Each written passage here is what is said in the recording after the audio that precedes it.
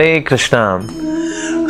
आज जो टॉपिक हम लेने वाले हैं वो ये है कि क्या एस्ट्रोलॉजी में हमको विश्वास करना चाहिए, क्या ज्योतिष में हमको विश्वास करना चाहिए, क्या ये अंधविश्वास है कि ज्योतिष शास्त्र भविष्य को चेंज कर देंगे हम, कोई ना कोई हम टोटका लगा लेंगे, कोई तरीका अपना लेंगे, किसी पत्ते के ऊपर, केले के पत्ते के ऊपर हम जल चढ़ा देंगे और ये सब करने से मैं अपने भाग्य को बदल सकता हूँ। क्या वाकई में ऐसा होता है?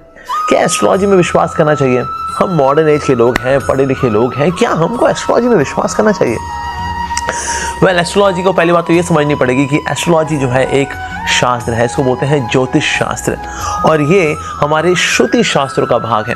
हमारे शास्त्र दो प्रकार के हैं, एक है श्रुति शास्त्र और स्मृति शास्त्र, और इसमें जो श्रुति शास्त्र है उसमें आता है ये ज्योतिष शास्त्र। ये है क्या एक्चुअली एस्ट्रोलॉजी? एस्ट्रोलॉजी जो है it's a language to read out karma. जैसे कि अगर कोई चीज़ पढ़नी हो तो मुझे देवनागरी लिपि चाहिए, उसी तरह से कर्मों को पढ़ने के लिए भी एक लैंग्वेज चाहिए होती है और उस लैंग्वेज को बोलते हैं ज्योतिष शास्त्र। तो ज्योतिष शास्त्र से हम कर्मों का लेखा जोखा पढ़ सकते हैं। लेकिन बात ये आती है, क्या ज्योतिष से हम अपने कर्मों को बदल सकते हैं क्या? नहीं, हम इसको बदल नहीं सकते। ज्योतिष जो है ये एक PDF फाइल की तरह है। PDF फाइल को आप पढ़ तो सकते हैं लेकिन उसमें चेंजेस नहीं कर सकते। उसी तरह से ज्योतिष के माध्यम से हम किसी व्यक्ति के कर्मों को पढ़ सकते हैं, जान सकते हैं क्या होने वाला है, क्या नहीं होने वाला है, व्यक्ति का स्वभाव क्या होगा। जैसे अक्सर लोग मैरिज के लिए ज्योतिष को रेफर करते हैं, तो मैरिज में भी इसका प्रयोग इसलिए होना चाहिए कि ओके मेरे होने वाले स्पाउस का या आगे जो बच्चे हैं उनका नेचर क्या होगा, और उस तरह से उनको ट्रेनिंग दी जा सके, उनसे डीलिंग्स की जा सके। लेकिन इस PDF फाइल को हम चेंज नहीं कर सकते। तो इसीलिए ज्योतिष शास्त्र जो है ये एक PDF फाइल की तरह है जिसमें हम कर्मों का लेखा जोखा पढ़ सकते हैं, लेकिन हाँ उसको चेंज नहीं कर सकते। अच्छा, दूसरी बात ये आती है कि क्या एस्ट्रोलॉजर्स क्या ये हमारे कर्मों को चेंज कर सकते हैं? अक्सर लोग एस्ट्रोलॉजर के पास जाते हैं, लेकिन बात ये समझनी पड़ेगी, जो एस्ट्रोलॉजर 500,000 रुपये लेकर के कंप्यूटर से हमारी ज्योतिष निकालता है, हमारे चार्ट को निकालता है, तो क्या वो हमारे कर्मों को बदल सकता है? नहीं, वो खुद बेचारा अपने कर्मों में फंसा हुआ है, तो वो भला हमें हमारे कर्मों से कैसे निकाल सकता है? और एस्ट्रोलॉजर को भी स्पिरिचुअल कॉन्शियसनेस में होना चाहिए। If the astrologer is not having spiritual consciousness, तो उसकी एस्ट्रोलॉजी जो है उतनी एक्यूरेट नहीं होगी, क्योंकि एस्ट्रोलॉजी चलती है इंस्टिंक्ट्स पर, और इंस्टिंक्ट्स उतने ही शार्प होते चले जाते हैं जिस प्रपोर्शन में व्यक्ति स्पिरिचुअल होता है। तो इसीलिए एस्ट्रोलॉजर भी आपकी किस्मत बदल नहीं सकता, ना ही ज्योतिष के कई तरीके हैं, ना उसे हम अपने कर्मों को बदल सकते हैं। दूसरी एक और बात समझने की कि अक्सर जब लोग एस्ट्रोलॉजिकल सॉल्यूशंस में जाते हैं कि आप पन्ना पहन लीजिए, आप पुखराज पहन लीजिए, इस तरह के कई सारे स्टोन्स आते हैं जिनको पहन करके लोग अपने कर्मों को बदलना चाहते हैं। लेकिन हमें ये समझना पड़ेगा कि जो स्टोन्स हैं ये हमारे कर्मों में इंटरफेयर नहीं कर सकते। They are dead matter. ये भला एक डेड मैटर भला हमारे कर्मों को कैसे बदल सकता है? तो भला होता क्या है ये? क्या ये शनि जो है ये मुझे दुख दे रहा है, ये राहु जो है ये मुझे दुख दे रहा है, ये केतु है ये दुख दे रहा है? नहीं, ऐसा नहीं है। ये हमारे दुखों का कारण नहीं है, हमारे कर्म है जो कि हमने पहले किए थे, उनके फल हैं जो कि आज हम भुगत रहे हैं। फॉर एग्जाम्पल, किसी के ऊपर अगर 19 साल की शनि की महादशा आती है और उसका बहुत ही बुरा समय है, तो ये शनि नहीं है जो कि उसको दुख दे रहा है, ये उसके बुरे कर्मों के फल हैं जो कि आज शनि रूप में उसके जीवन में आया, और ये 19 साल उसके फ्रस्ट्रेशन में, डिप्रेशन में बीतने वाले हैं, डार्कनेस में बीतने वाले हैं। जैसे कि एस्ट्रोलॉजी में एक टर्म आती है गुरु चंडाल योग, यानी कि व्यक्ति का ना साधुओं में, वैष्णवों में, गुरुजनों में विश्वास नहीं होता, श्रद्धा नहीं आ पाती।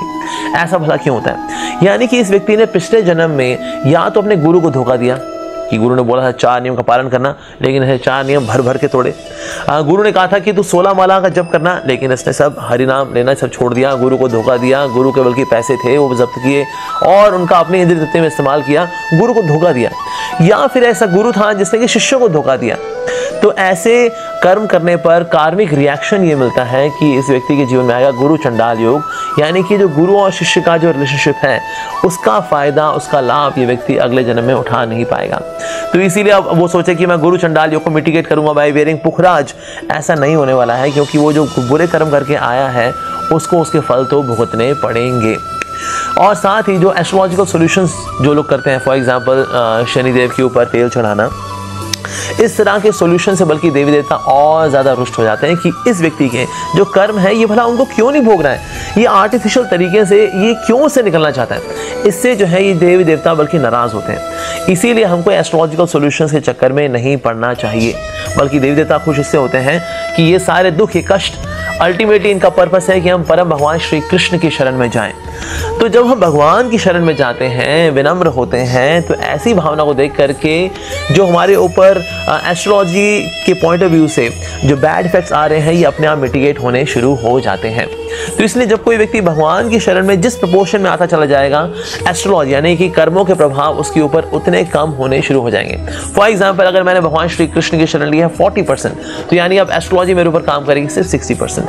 अगर मैंने भगवान श्री कृष्ण की शरण ले लिया है 90%, तो अब एस्ट्रोलॉजी जो मेरे ऊपर काम करेगी ओनली 10%। और मैंने अगर 100% भगवान श्री कृष्ण की शरण ले ली है, तो अब एस्ट्रोलॉजी मेरे ऊपर काम करने वाली नहीं है, क्योंकि अब भगवान श्री कृष्ण है जो कि हमारे जीवन में हमारे कर्मों के साथ खेल रहे होते हैं। और वो इस प्रकार से खेलते हैं कि हम कर्मों के माध्यम से भी भगवान की ओर जा सकें, और भगवान धीरे धीरे करके सारे कर्मों की पोथी को कब जला करके राख कर देंगे ये हमको पता भी नहीं चलेगा।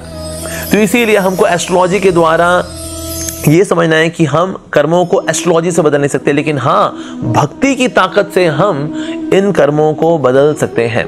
एक और चीज़ हमें समझनी है कि जितने ज़्यादा हम कृष्णा कॉन्शियस होते चले जाते हैं, उतने ज़्यादा एस्ट्रोलॉजिकल पुशिंग्स से हम ऊपर उठते चले जाते हैं। तो इस तरह से हमको समझना है कि जो एस्ट्रोलॉजी है, it is not the everything, it is second most powerful thing in the world. Most powerful thing is Krishna, most powerful person is Krishna.